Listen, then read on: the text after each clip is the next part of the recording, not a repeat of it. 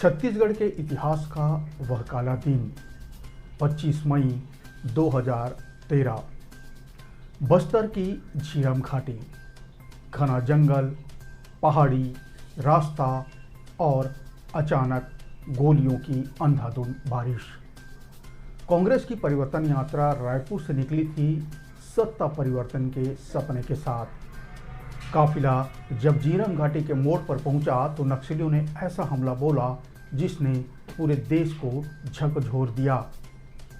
इस हमले में प्रदेश कांग्रेस के कई वरिष्ठ नेता महेंद्र कर्मा, नंद कुमार पटेल, दिनेश पटेल, विद्याचरण शुक्ल की शहादत हुई।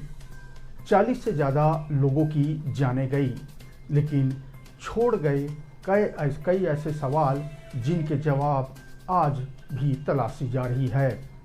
और अब झीरम घाटी कांड एक बार फिर राजनीति के केंद्र में है।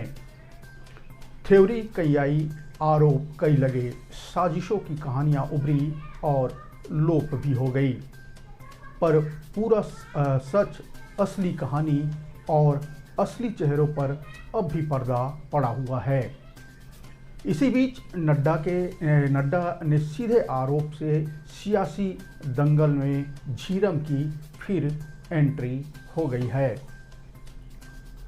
भाजपा के राष्ट्रीय अध्यक्ष जेपी नड्डा ने जांजगीर में जनादेश पर्व सम्मेलन में अपने संबोधन के दौरान विपक्ष पर बड़ा आरोप लगाया।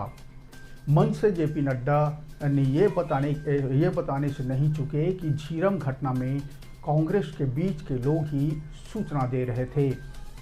उन्होंने कहा कि कांग्रेस नक्सलियों से समझौता करती रही है, जबकि मोदी सरकार ने इसका डटकर मुकाबला किया। जेपी नड्डा ने कहा कि 2023 में हुए झीरम घाटी नक्सली हमले के पीछे कांग्रेस के ही कुछ अंदरूनी लोगों का हाथ था। उन्होंने कहा कि मुझे याद है जब यह भयानक हमला हुआ तब वे छत्तीसगढ़ में भाजपा के प्रभारी थे।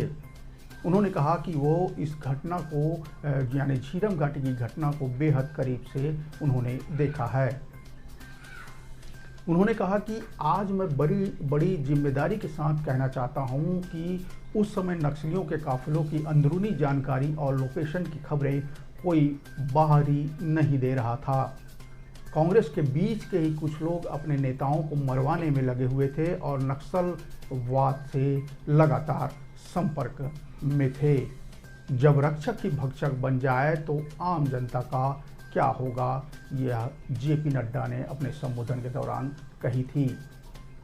नड्डा ने झीरम के बहाने कांग्रेस के आरोपों के बाढ़ चलाए तो इधर पीसीसी चीफ दीपक बैज ने मोर्चा संभाला और पलटवार किया कि बीजेपी सरकार की नाकामी छिपाने वाला ऐसा बयान दिया गया है, जबकि सच्चाई तो यह है कि बीजेपी ने झीरम की साजिश रची थी। दीपक बैज ने कहा है कि झीरम हमला सिर्फ नक्सली कार्रवाई नहीं थी, इसके पीछे एक बड़ी राजनीतिक साजिश थी जिसमें कुछ प्रभावशाली लोग भी शामिल हो सकते हैं। दीपक बैज ने एसआईटी की रिपोर्ट को जल्द सार्वजनिक करने की मांग की है। वहीं पूर्व मुख्यमंत्री भूपेश बघेल ने केंद्रीय मंत्री जेपी नड्डा के झीरम कांड और नक्सल समस्या को लेकर दिए गए बयान पर पलटवार किया। उन्होंने सोशल मीडिया पर तंज कसते हुए लिखा, झूठ का अड्डा जेपी नड्डा। बघेल ने आगे लिखा कि आज फिर एक बार छत्तीसगढ़ आकर भाजपा के पर्ची राष्ट्रीय अध्यक्ष ने झीरम की घटना में अपनी जान गंवाने वाले शहीदों का अपमान किया है। सबसे पहले तो एनआईए सहित सुरक्षा एजेंसियों को जेपी नड्डा से पूछताछ कर उनके दावों के सबूत मांगने चाहिए। नक्सलियों के हमले में हमने अपने नेताओं की जान गंवाई है। आप साठगांठ का आरोप लगाकर उनकी शहादत का अपमान कर रहे हैं, ऐसा पूर्व मुख्यमंत्री भूपेश बघेल का कहना है। दूसरी तरफ बीजेपी ने कांग्रेस के आरोपों को राजनीतिक ड्रामा बताया है। बीजेपी राष्ट्रीय अध्यक्ष जेपी नड्डा ने हाल ही में रायपुर की रैली में भी कहा था कि कांग्रेस हर बार अपनी नाकामियों को झीरम के नाम पर ढकने की कोशिश करते आई है, लेकिन जनता अब सब जानने बूझने लगी है।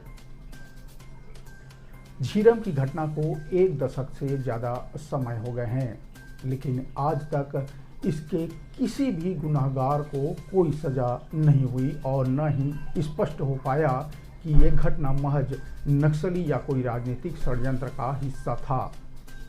ऐसे में जब बस्तर में नक्सलवाद की खात्मे की डेडलाइन लगातार करीब आ रही है, तब झीरम कांड की थ्योरी भी सामने आनी चाहिए कि आखिर इस घटना के पीछे कौन था। तभी बार बार झीरम का जिन्न जो राजनीतिक आरोप प्रत्यारोप के रूप में बाहर है, उस पर सदा के लिए रोक लग पाए।